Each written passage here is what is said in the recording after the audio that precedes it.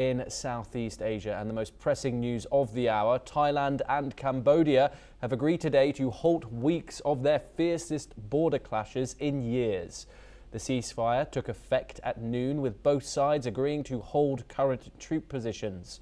Defence ministers warned that any further reinforcements would raise tensions and hurt long-term peace efforts. The fighting lasted 20 days and included fighter jet sorties, rocket fire and artillery barrages. At least 101 people have been killed and more than 500,000 were displaced on both sides of the border. The violence flared earlier this month after a previous ceasefire, brokered with US support in July, collapsed. Officials say today's agreement is aimed at restoring stability along the disputed frontier. Let's listen in to what the Cambodian Defence Minister T. Shiha had to say.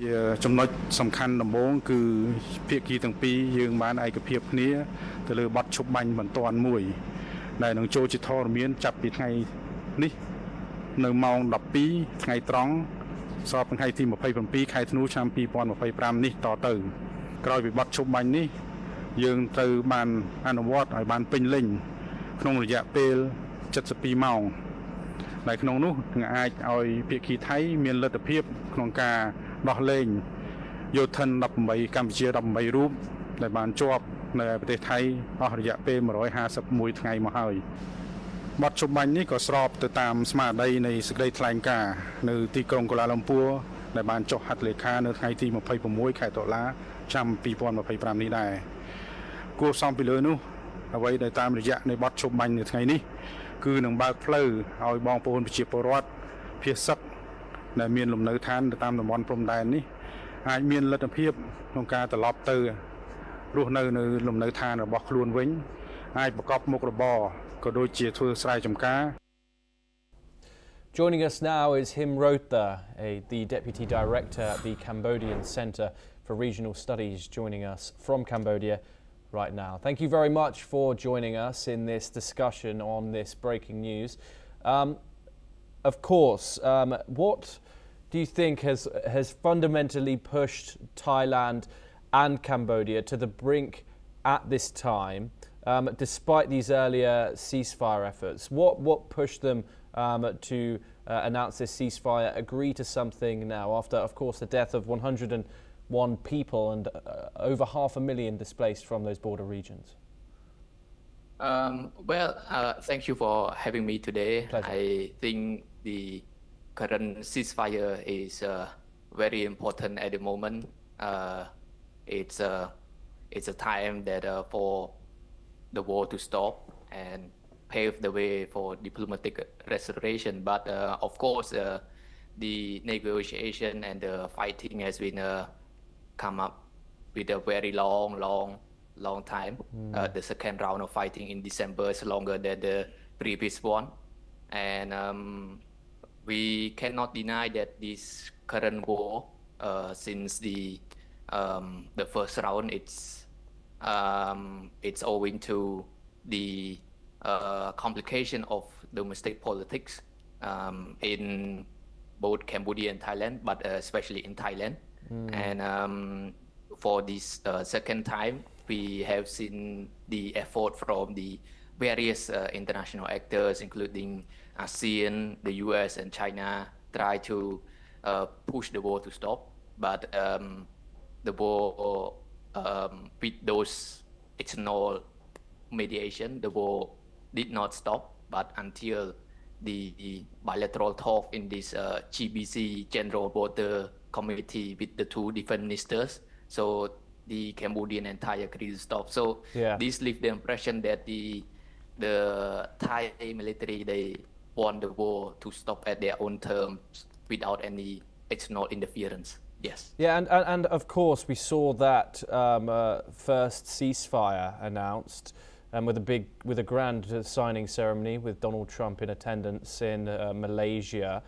However, this of course wasn't effective. From Phnom Penh's perspective, what broke down in this July brokered US-backed ceasefire which led to this escalation, and why is this ceasefire different? I think It's boiled down to the nature of the agreement, and of course the ongoing conflict itself, because there was a fragile ceasefire agreement, no effective implementation mechanism taking place. So it's boiled down to, you know, the belligerent actors, especially the Thai, they begin to come up with some sort of events, provocative events and accusation, and so when it's no validation or verification, this kind of thing could happen at any moment. So the thing is that the nature of the agreement is fragile to begin with. Yes. And what's the feeling in Cambodia right now in regards to this situation, especially after the announcement today? Are the people, is there a feeling of relief now this is seemingly on its way to de-escalating, or is there anger there? It's a relief.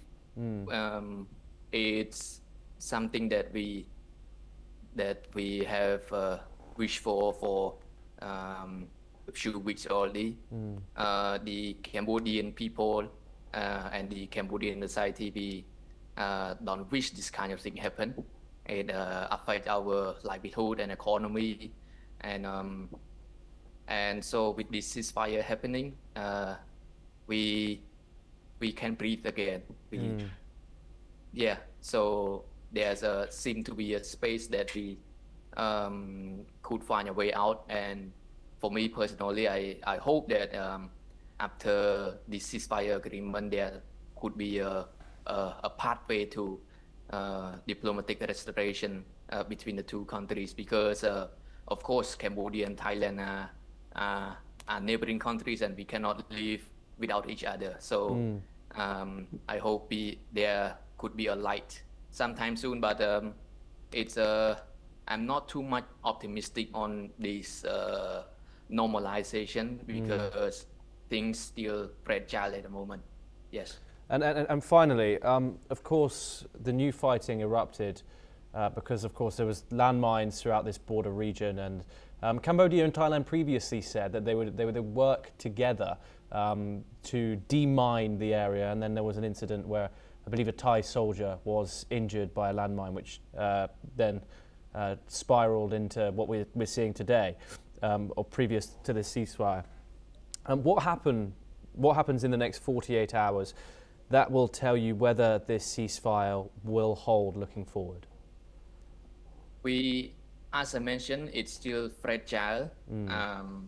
It's still fragile at the moment, and I hope the situation on the ground, especially the actors on the ground, the military on both sides, keep a cool head and keep the sincerity of this ceasefire agreement, so that it would allow those displaced people, more than from the Cambodian side, more than 600,000, and from the Thai side, I think hundreds of thousands. So it's almost 1 million displaced people go back to their normal life. I hope both sides would be sincere with each other this time.